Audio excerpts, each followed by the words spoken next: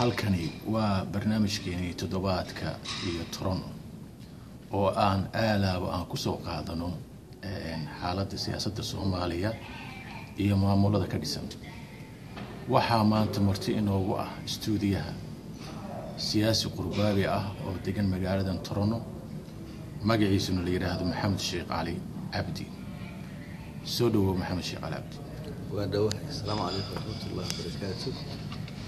محمد الشيخ العبدي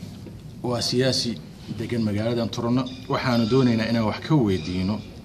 بالحالة يوعي قدلك ومريم يو سيدا أي ولا موقت مانت ما دام المريم وقت حساسية لونا تلقى لي إن دلكو لابد كون لحي تومن كدور شو وكدعو بل أريمها محمد الشيخ سيدي بقولت.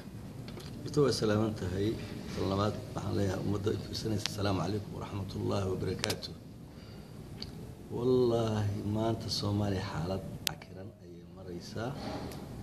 لكن وحن كأصل لها حكومة الفدرال كجرت المعمولة اللسان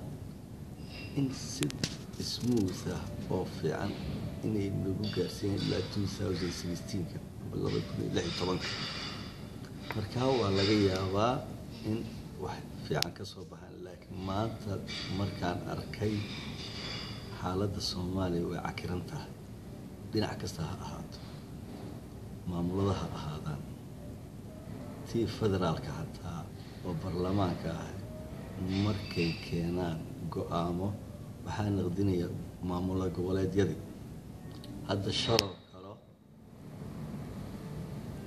فدرال برلمان فدرال حمر وحوق قام كجاري أي بقول يأفرت لنا هذا المولان أي لبر نوع ذي جبلان وكلام نقوني تاجردي إسلام مركنا جبلان فدرال كيسو جوابته وحيد هذي وأن الدنيا وأن كا يعني ودولتي كالسوليدي كلام نقوني حاس وحيلته هو مال كده على وجود عيو دولة فدرالك أم باب برلمان محايا لي برلمان كالصومالو دولة كدحية marka hore barlamaanka ana raali ka gelinayo madaxweyne ku xigeenka Jubbaland Suldaan Cabdulqaadir luga dheer oo adeerkeeya hadda ka hor aflagaada u geeyay barlamaanka horta raaliha ka noqdaan taa anoo ku hadlayo beesha magaceeda tan labaad ummado badan beelo badan ayaa xaqdaro laga galay وأن حقه ذا الصين.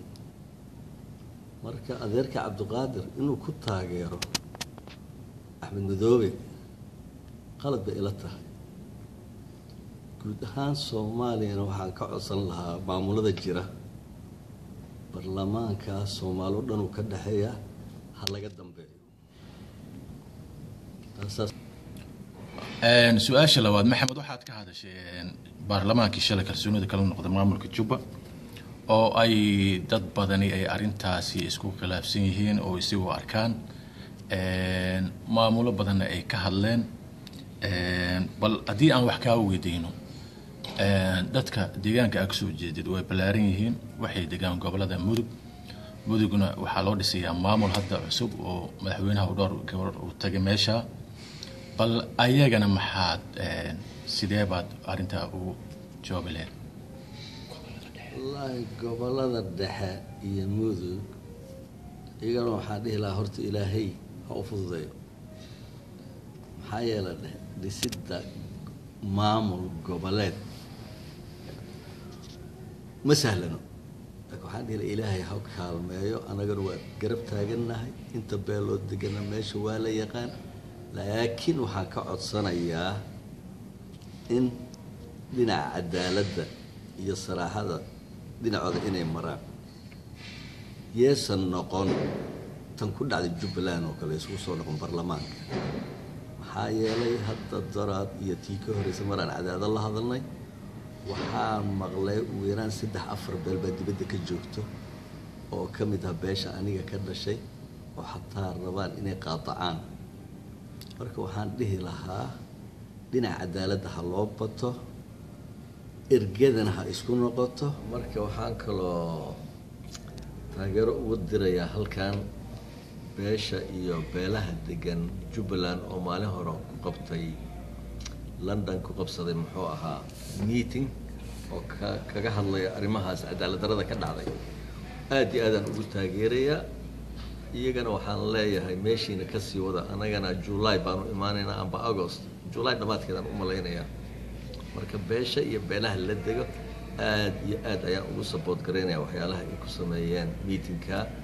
oo maanta idaacadaha adduunka oo dhan iyo telefishinada dhan laga daawaday meel kastana laga fiirsaday maxay tabanayaan baa leedahay beesha shirka u qabsadeen beesha kaliya ma aha waa beelooyin badan oo cadaalad darro tirsanayo oo xataa waxaa ka mid ah beesha asiga uu ka dhashay ninka maamulka Xasan Madoobe haddii la dhaho beesha Axmed Madoobe beesha daarood lafteeda ayaa qaarkood tirsanayo dhibaato intaadan beelaha kaleba aadin anoo carabaabi kartaa dadka tirsanaya wallaahi dad badan oo dhulbahantaa waa arkay dhahayaan anaga xaggaas degnaa ninkaasna waxaa weeye qaar warsangeliha baan arkay xagga degan ayagana waa lafto beesho asiga ka dhashaan ka hadlaya warsangeliga dhulbahan iskaba dhaaf beelihii kale oo deganaa dhinaca kale biimaalkii muxuu ahaa baajoonti shiikaashi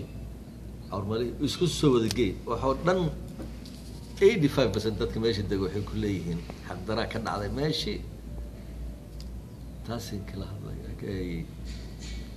dhibaatadaas ka dhabaysanay dalka wuxuu galay dawlad federaal oo la aqoonsan yahay waxa laga baxay muddo 2 sano ka hor meel gaarkii dastuurkan wuxuu sheegayaa dalka inuu federaal noqdo maamul goboleed la dhiso bal maxaa dawladda arintaas ugu soo jeedinay talahaan dawladda waa shaqo culus oo tal 2016 waa birito wax wili 12 ma dhow hadda waxaa maamul gobolada dhexe ah hadda lagu tali jiraa waa Hiiraan iyo gobolada muxuu ahaa Shabeellaha dhexe ku xigto Banaadir State ku xigto ya waxaa kaloo jirta maamulka la ka horeeyay 3 sano ka hor la aasaasay Khaatumo la dhaho oo Cali Khaliif Galaar madaxweynaha ka ah iyadana in dawladda support gareysa looga baahan yahay ya taa waa badhamaad waxay u baahan tahay bush la aqoonsado oo la taageero kuwan kale hadda la dhisayna waxaan dhihi lahaa si cadaalad fiican dawladda ha ku eegto baa in la sabsado si degdeg ah loo dhameeyo ilaa 2016 waxaad u soo jeedinaysaa adoo ka faa'iideysanaya barnaamijkan gabagabadiisa ummadda Soomaaliyeed oo halkan ka daawanaysa la ummadda Soomaaliyeed u daawanaysa si daawan doonaan kulli waa salaamaya tan labaad waxaan leeyahay wadankiina u soo jeesta sida u dhisan lahaydeen waa tan maanta qof wax oo ila adeerkaya ama waa adeerkay waa ninka maanta ka ah muxuu ahaa madaxweyne ku xigeenka Jubbaland beeshiidan meesha ma waa cadaalad darro lagu sameeyay marka adeer iyo qabiil wax ma tareed Soomaaliya isku imaado adinka